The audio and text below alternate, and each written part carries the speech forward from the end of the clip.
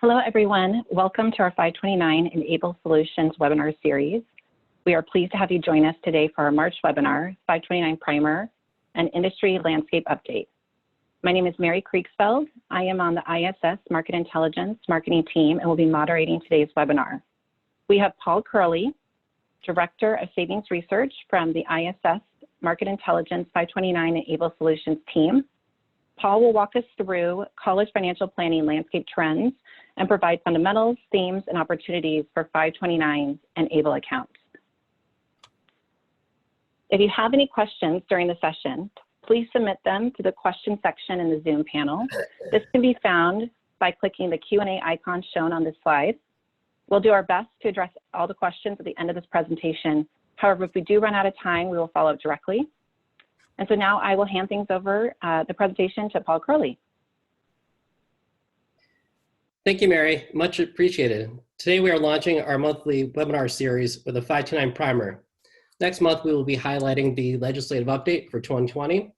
And on 529 Day, we're going to provide the top trends in 529 and ABLE. And the goal of today and the goal of the series is to share and learn product training, best practices, also to help get the message out about 529s and college financial planning, raise awareness, understanding, and prioritization. And also, third, last but not least, the goal is to build long-term growth opportunity by working with the industry. And last but not least, thank you for your support and collaboration. Along those lines, in building out those different partnerships and speaking with various leaders throughout the industry, that picture there on the left is from when I was living in New Hampshire with Senator Jeanne Shaheen and Maggie Hassan. And it's just so important to get the message out. And one thing that I learned during that event was really the importance of stories and data working together, and how it's just so important to not just present the data, but also the stories.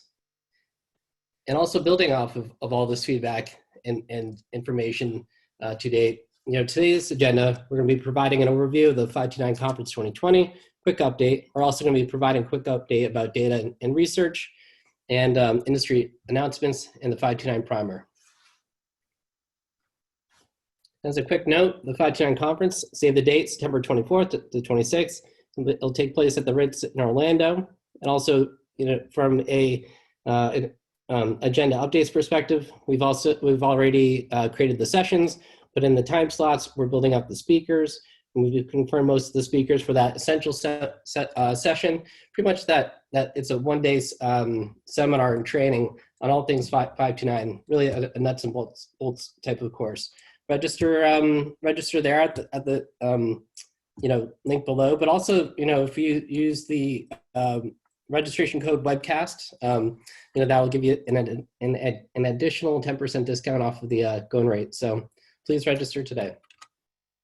From a data and research perspective, we're going to, in the future webcasts, we're going to be providing a lot more market data, product trends, research. This one, we wanted to focus primarily on the primer content, just to get this webinar series up and running. But, in December 2019, we did launch the distribution analysis. It's built around a survey of advisors to really get insight into what they need from 529 product providers and distributors from a legislative, product marketing, and distribution perspective. And what we're currently working on right now is we're fielding an annual survey of consumers, for the 529 Industry Analysis 2020. And so we're fielding that to really get feedback from the parents, in terms of what they need more of, in order to save and save efficiently. One other thing that we have launched, and thank you so much, Megan Norris, for creating and Mary for creating, we have new marketing collateral around our research as well. And another thing that we're looking to do every single month is a chart of the month. More to come on this topic. But one chart that we're looking to focus on this month is really the importance of saving and saving efficiently. How to get people to go from not saving to saving, as 41% of parents are currently not saving. And how do we get more and more parents to save efficiently with a 529 plan? Currently, 32% of parents are saving, but not with a 529, and 20% of families are using 529 accounts. So it's important to save and save efficiently, and we'll be including a chart of the month every webinar going forward. From an industry announcements perspective, this is another section that we'll be covering more on an ongoing basis going forward. And but for now, in this month, we're focusing on our 529 InSARS blog. And we recently published an article around market volatility and the coronavirus and how basically rounded up all the different announcements, by product providers to date. And so you can see that on our website. We've also have a status board around the Secure Act and all the state updates around that, and K through 12 as well. And we'll also be covering Book of the Month. But throughout today's presentation, we'll be referencing a few as well. So thank you so much, and subscribe to the 529 Dash. And last but not least, we're finally diving into the actual primer, bulk of the presentation. And again, a lot of the goal of today's presentation is around that Got College Financial Planning, a very similar theme to Got Milk campaign, where our goal is to really get the word out there and the message out about the importance of saving efficiently with 529s and college financial planning. And the three areas that we'll be focusing on today is the landscape, trends, and news, product training, drivers, themes, and opportunities going forward. But before we jump in, just a quick story that did jump out to me. Maybe 4 or 5 years ago, we were out with my family in Kennebunkport. My brother flew in from California. My parents flew up from Philadelphia, and we're in Kennebunkport, Maine, in the middle of the summer. It's a great place to be. We had a house right on the beach, great waves, perfect weather. Just the right amount of clouds and the right amount of sun, and perhaps in the middle of this great week, we all went down to the center of town in Kennebunkport, of course, to get lobster. And what did we notice when we went to go check out was within this perfect scene and the perfect way that life is and should be. I saw this cut, 4 years of college, a lifetime of debt. All right, so I should probably note out. My wife pointed it out because she knows I track these things, and it jumped out to me as well that way too often in life that we kind of take student loan debt as a way of life and in the way that life should be. So part of the goal of what we do within our 529 digital is to really get the message out there and to help us pivot away from student loans being the way of life to instead of a lifetime of debt, a lifetime of freedom and joy and growth. And before we jump in, I just want to pause for a moment to have us take a live survey. Mary, can you help us patch through this section on taking the survey? I believe that we should have we should each be able to take a live poll, and we'll pause for about 30 seconds.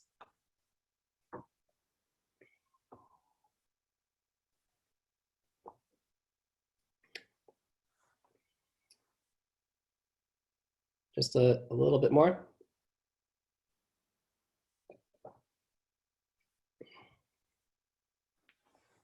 It's great to see the polling working as well.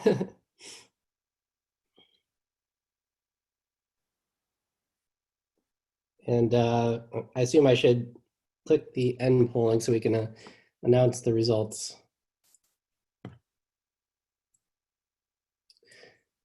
So in today's presentation, about 41% of the attendees have been covering 529s for less than 5 years.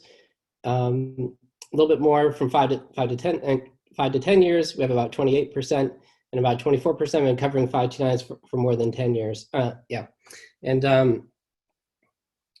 let's see if I can move that down here for now. A couple different things that jumped out to me when I first started to think more about training and product training around 529s was the Malcolm Gladwell book about the importance of getting to that 5-year mark, and so hence this the survey here today, but also like the question about like how do we get to that 5-year and just the importance of finding your why and finding your how.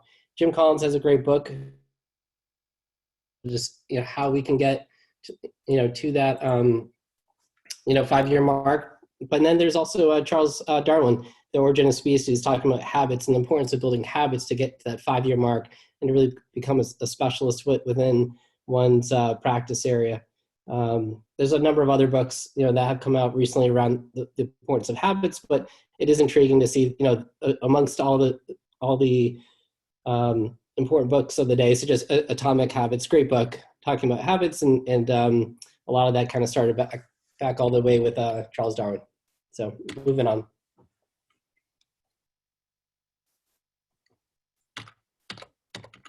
And another important thing, that kind of, helps, that will help those that are on the call for less than 5 years, is really just, finding your why, and then also just believing what we do is important. And say we're going to be focusing on the fundamentals. I love that quote on the left, because it just thinks about, where we are in our transition, just really, digging deep about it, into our beliefs, our thoughts, our words, our actions, our habits, and how eventually we can really help to shape society and create a better outcome for all families.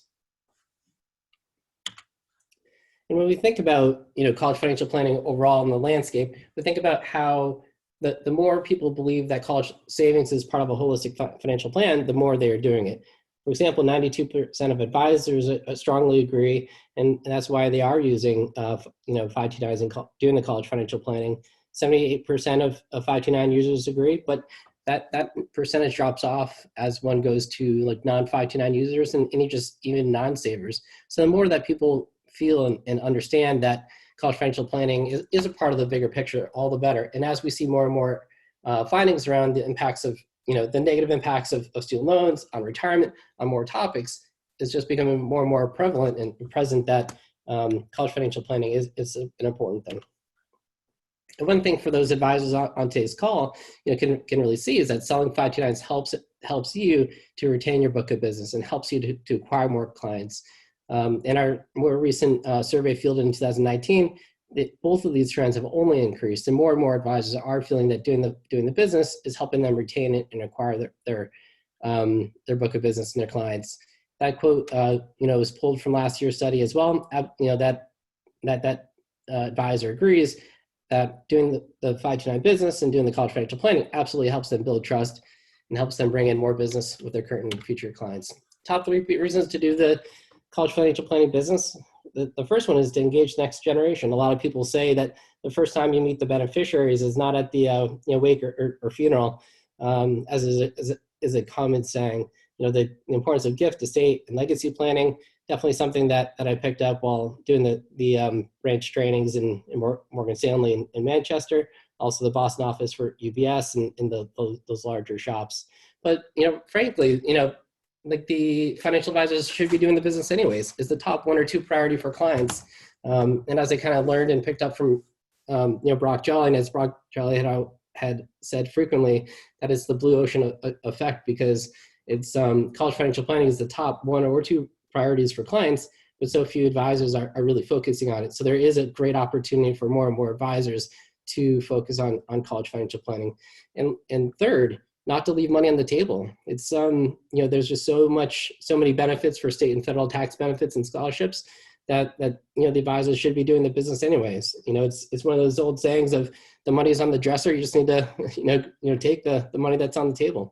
And fourth, of course, I started out with the Stop the 401k Vikings, when I was doing a presentation with Mark Struthers in Minneapolis, the Vikings NFL team being out there, but just stop the rating of 401k accounts, and basically that 529 being a buffer to other savings goals. So diving into the business a little bit deeper around the landscape of college financial planning, broadly speaking, the more education one gets, the more the higher the person on average will get for higher income. Not only does education lead to higher income, but also leads to lower unemployment rates. And each and every additional layer of education is leading to more and more income. That's sort of that stacked chart right here, but also inversely, it's driving to lower and lower unemployment levels. But the hurdle and the issue around the issue of education, and pretty much everyone agrees that around the value of and the importance of college and education, the issue is around the it being college is just so expensive.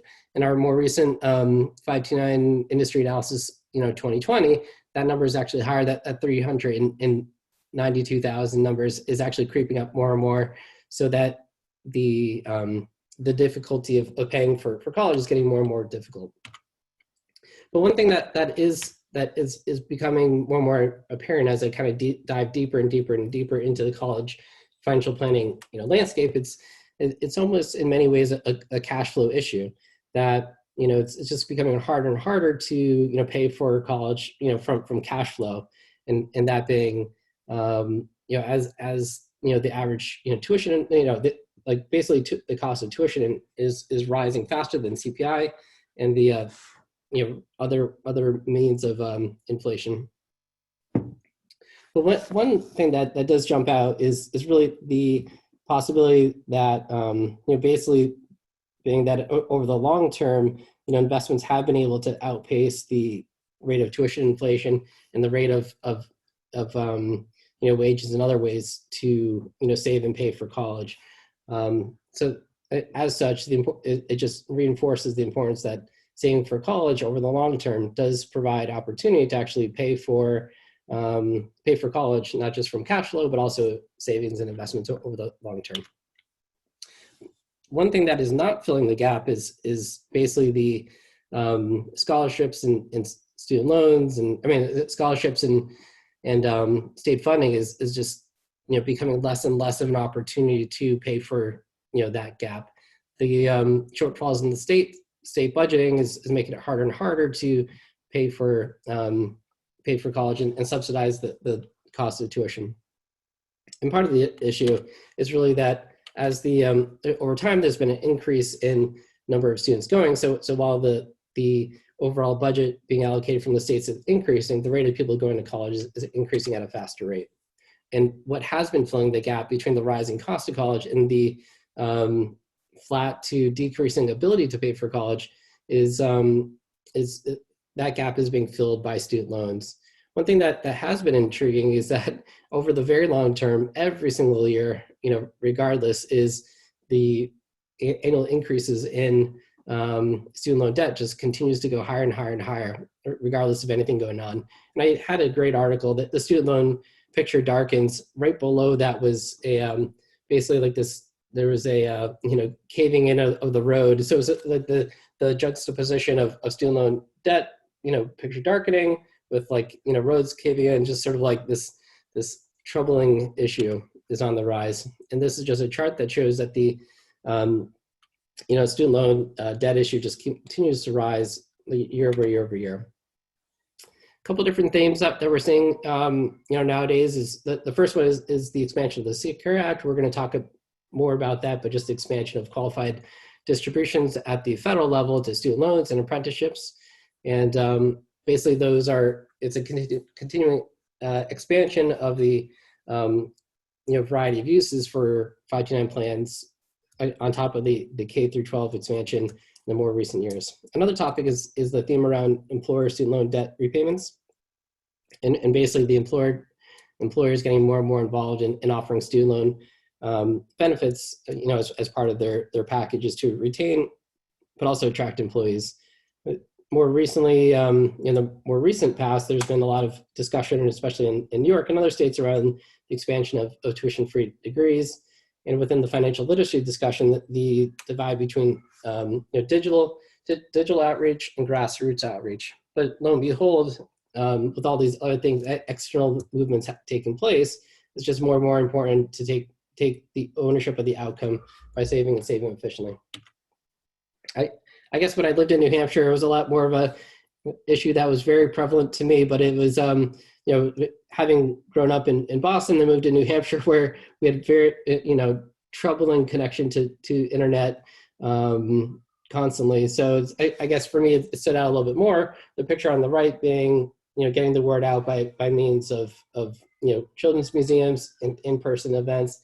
On the left, there's still a lot of good coverage on the internet, like from a national level, but still, I think lo and behold, the importance of using both the digital, but also a boots on the ground way of getting the word out is important.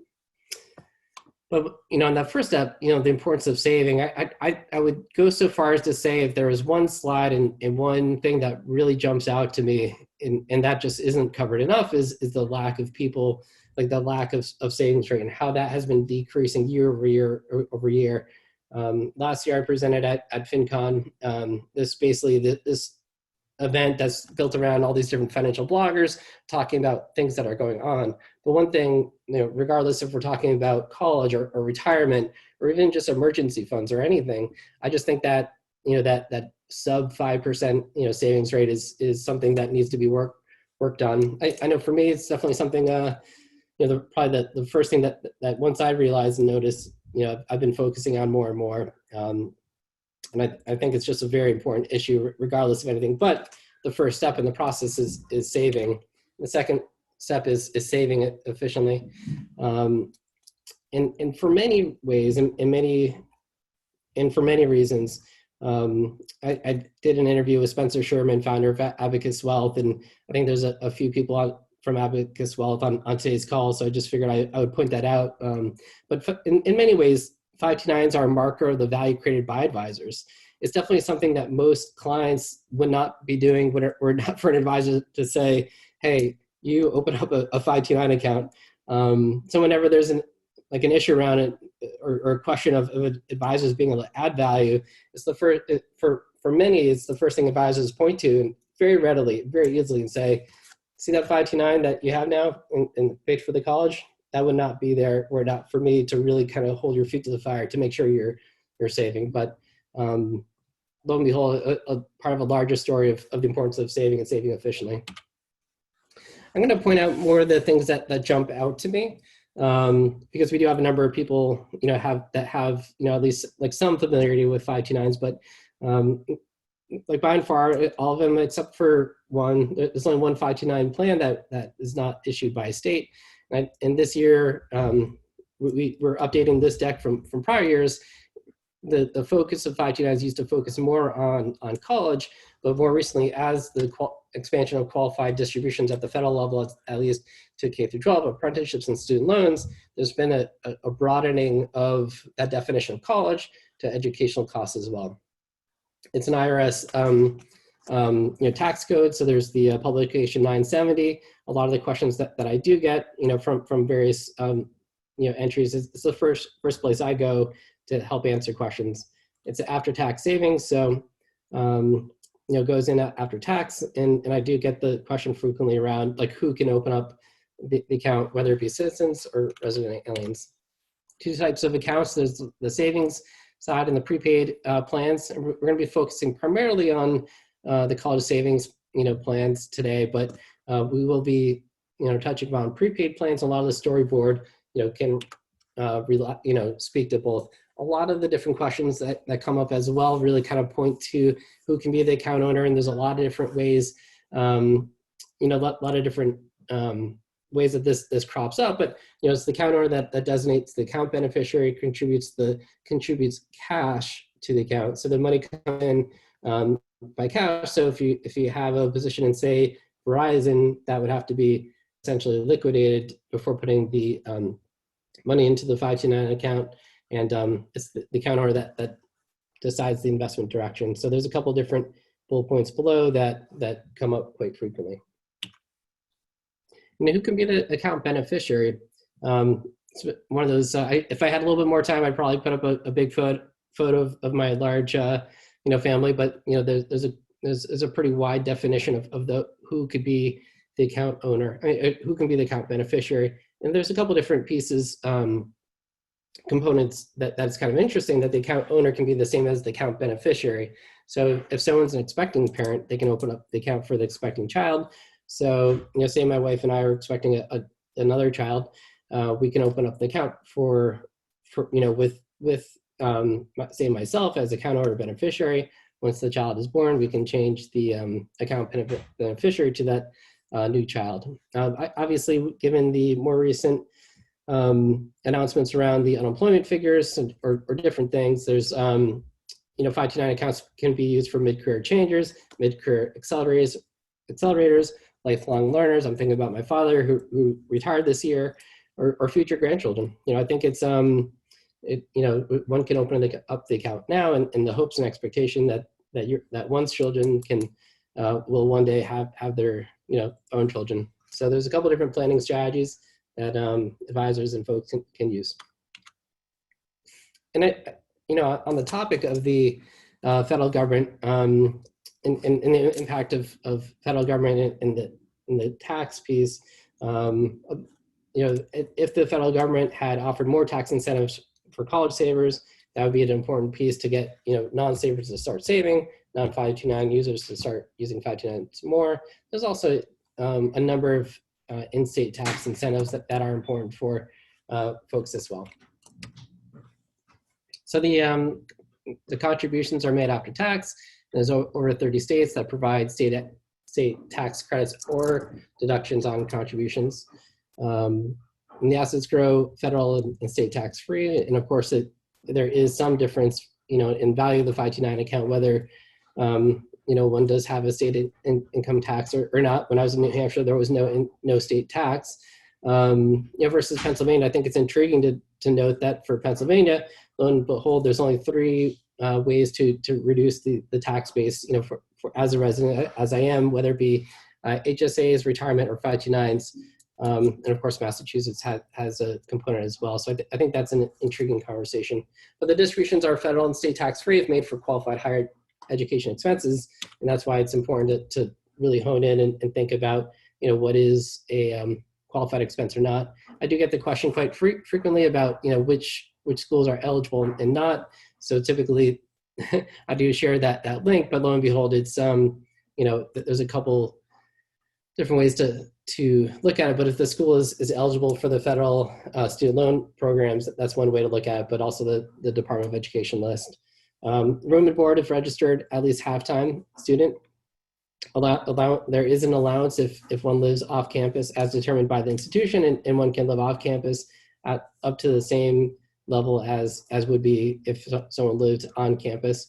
Books, supplies, required equipment, given the transition to digital learning, there's obviously the importance around the computer peripherals, equipment, software, and internet.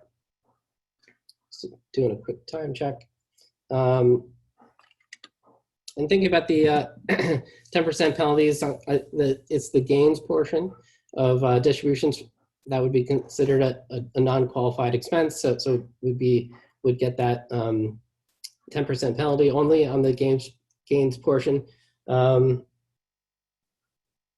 Just see, for Megan, does the beneficiary have to be a family member? There's a pretty good list of who can be the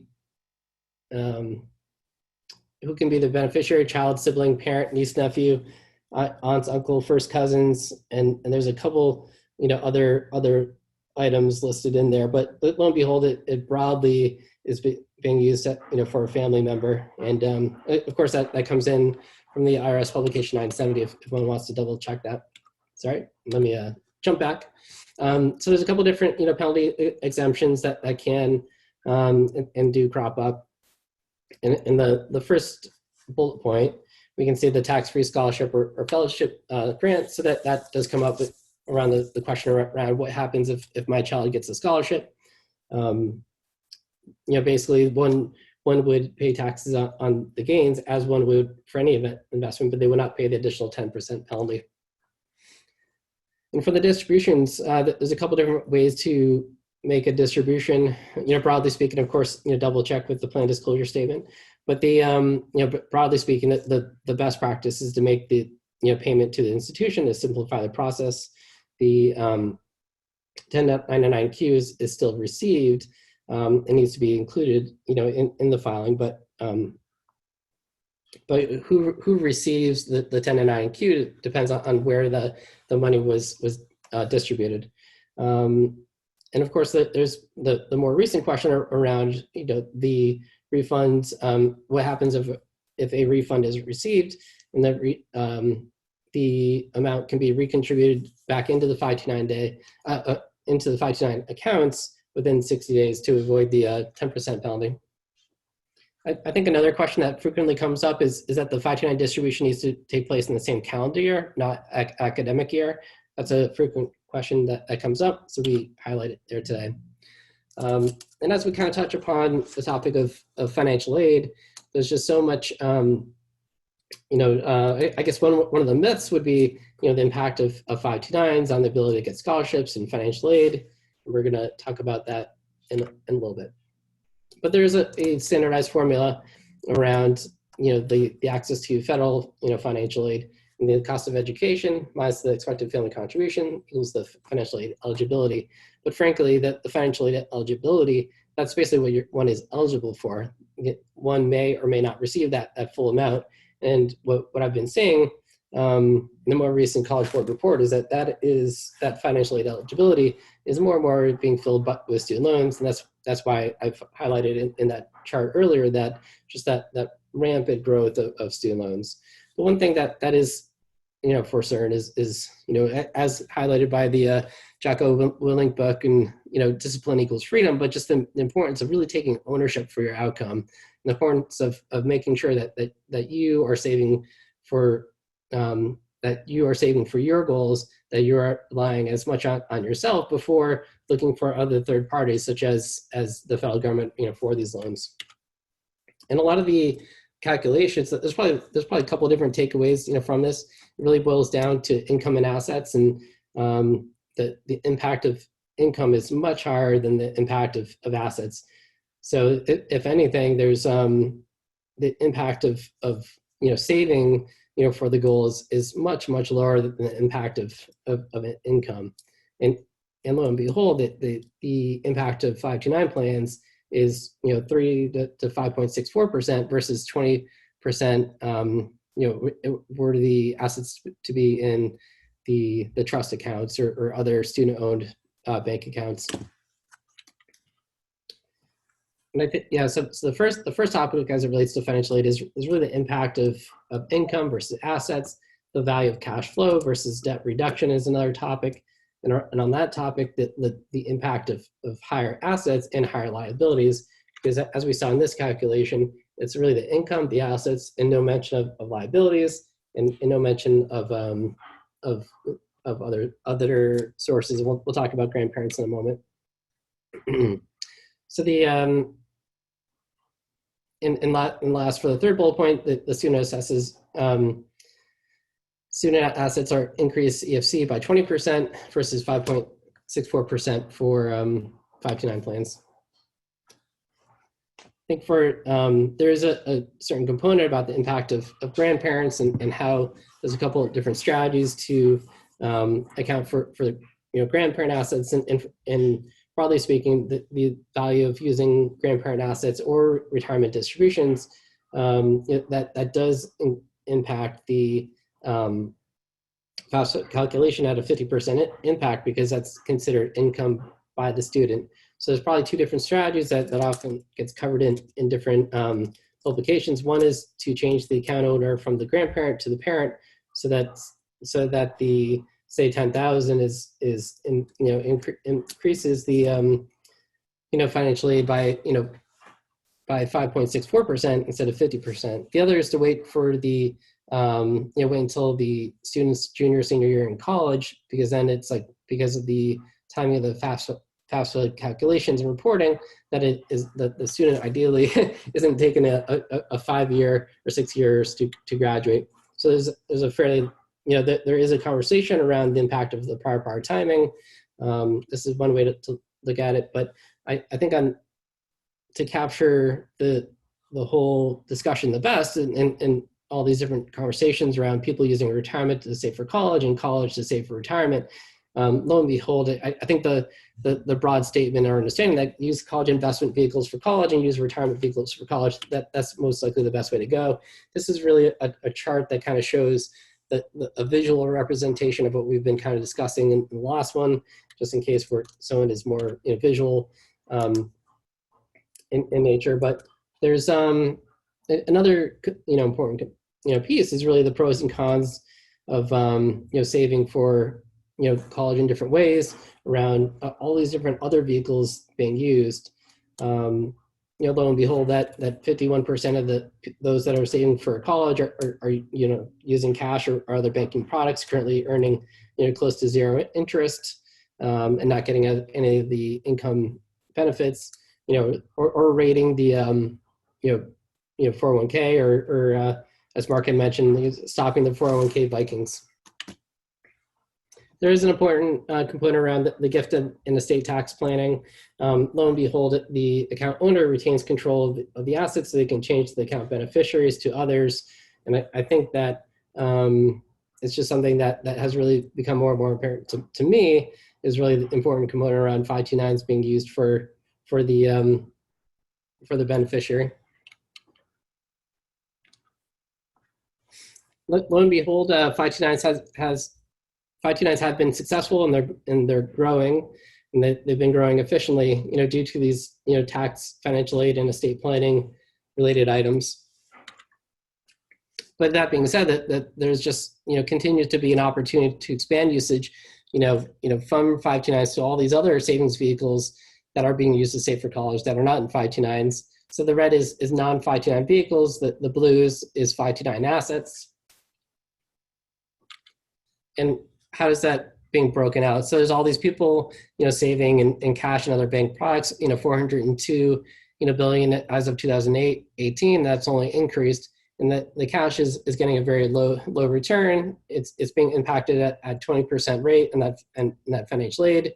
And there's the lack of the estate and tax planning elements. So there's a number of ways that 529s can grow, simply by making sure that people are using the correct assets, as opposed to 401ks and Roth IRAs. Top hurdles for not saving, that people say that why they're not saving, and there's the can't afford, expect scholarships. I think there's a number of ways that advisors and us as product providers or distributors can really help their clients to start saving efficiently. Another book that I read recently, of 0 to 1, it was really talk about a definite positive outlook on the world and on life, and how those that take that definite positive approach to life and outlook have been more successful over the years. So that's an intriguing book and great take. Other things on the landscape, beyond that, the more recent passage of the Secure Act. Before to actually pass, there were several components that did not pass, such as the K through 12 for items beyond tuition, K through 12 homeschooling expenses, and a couple of different other employer components. Other things is really just reducing that FAFSA impact from 5.64% to 0, or being able to lower 529s to Roth IRAs, 401ks to 529s. These are all sort of in discussion. I think there's a couple of people from California on the call. So last year there was California almost passed legislation that would provide some state tax incentive, and other states are expanding as well. But California is looking to potentially get that bill introduced and passed again this year. So we'll see how that happens. But as a recap, landscape trends and news, we talked about product training, driver's themes opportunity. Our next webinar will be April 30th, and it's going to be a lot more focused on the here and now, a lot more on the data, the research, the findings, the product, just a lot more of the what's the trends in the industry. And together, the goal was to have the college financial planning discussion today. 4 years of college, a lifetime of success. A couple different resources. There's the 529 Dash. Go to your 529 plan disclosure statements. There's the Department of Education for the EFC formula, FINRA, IRS, MSRB, SEC. If you would like an introduction to anyone in the industry, please let me know, and happy to make an introduction to any of the states, any of the plans, just let me know. And of course, feedback is appreciated. Here's our disclosure slide, and we'll just pause for questions. It's 2:40. We had mentioned it would be a 45-minute presentation, so we'll pause there, and I see a couple of different questions coming in. Mary, I'll take a look at the items you sent. Yeah, thank you, Paul, and thank you everyone for joining the webinar. We have just some time left for the questions, and so if you haven't submitted yet, please take a moment to submit them in the questions box in the Zoom panel. And we'll do our best to cover all of them, but if we don't make it through, we will follow up via email following this webinar. So, Paul, I think you addressed this earlier, but there were a couple of questions that came through about if the beneficiary has to be a family member or not. It looks like we had a couple on that. I don't know if you want to address that again. Yeah, I mean, the question around who can be a beneficiary, I would say look at the IRS, publication 970. Look at your plan disclosure statement for the exact details and the wording for exactly who can be the beneficiary. But primarily it's for the family members, and beyond that, I would refer someone to go to the IRS documents and plan disclosure statements. I know a lot of people look for the loopholes and special cases, and lo and behold, I always say have people refer them to the IRS and the plan disclosure statements.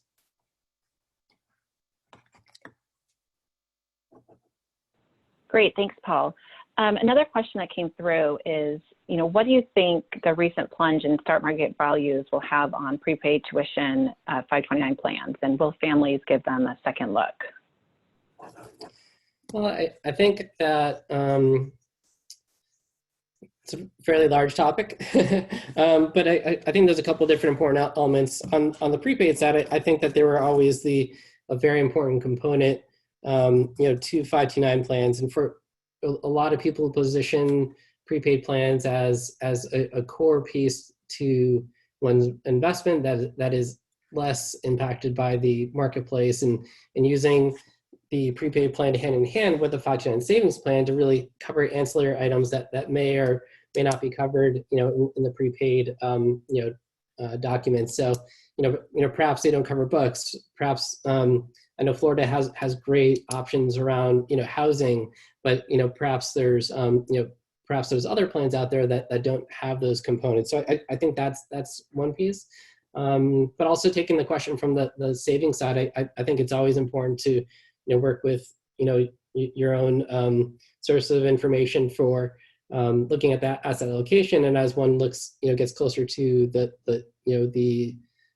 age when someone's going to college, to look really reassess one's risk. That being said, I think it's important to continuously save in the long term. Just thinking about my own family, and we still have a 10+ year window. So just that power of automatic contributions, regardless of all the different things going on in the market, it's always important to save efficiently for the goals, because the cash flow it's never an easy time to do the hard thing, including myself working out every day. So, but it's always important to save efficiently. Thanks, Paul. And there are some more questions, so I'll read a couple more and see if we have time to cover them. Could you expand on the bills that California proposed that would impact 529? At a high level, there is a bill introduced last year that would provide a tax incentive to help more and more residents of California to really start to save for college, by way of 529 plans. That bill has been or will be, from the best knowledge that I have, is that bill is intended to be reintroduced this year, and we'll see how it goes. Thank you. Also, can you say some more about timing of withdrawals? For instance, keeping withdrawals in the same year as the expense. Is this an IRS law or more of just a general practice? That's in the IRS publication 970. So I would double check the IRS publication 970 as well as the plan disclosure statements on that one.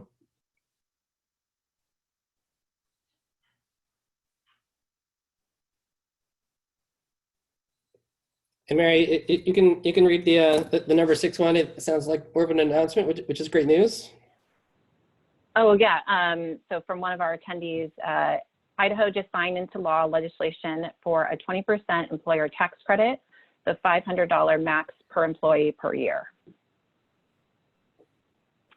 And then it also looks like another question came in. Was there a bill that would allow rollovers from 401k or rollovers to a Roth IRA? I assume that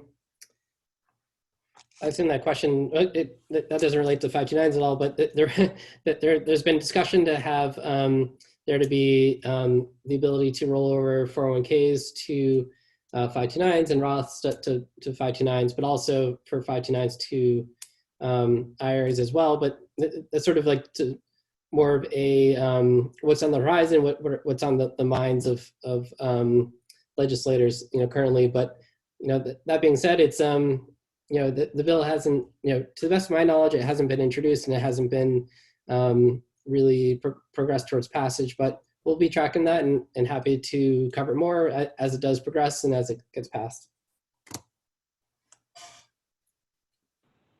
Well, great. Well, I think we've reached our time limit for today, but thank you all so much for joining our webinar and for all the questions. For any additional ones that came through, we will follow up directly with that to any we didn't get. And we also encourage you, please email us if there are any additional questions that you have that we did not cover, and we will follow up after this session. Please, we will be sending out a follow-up email with a link to the webinar recording and our contact information if you'd like to review anything that was covered today. And also, as Paul mentioned, we are doing this as a monthly series. We have another webinar on April 30th, so hope to see you there as well. But thank you all for attending, and have a wonderful rest of your day.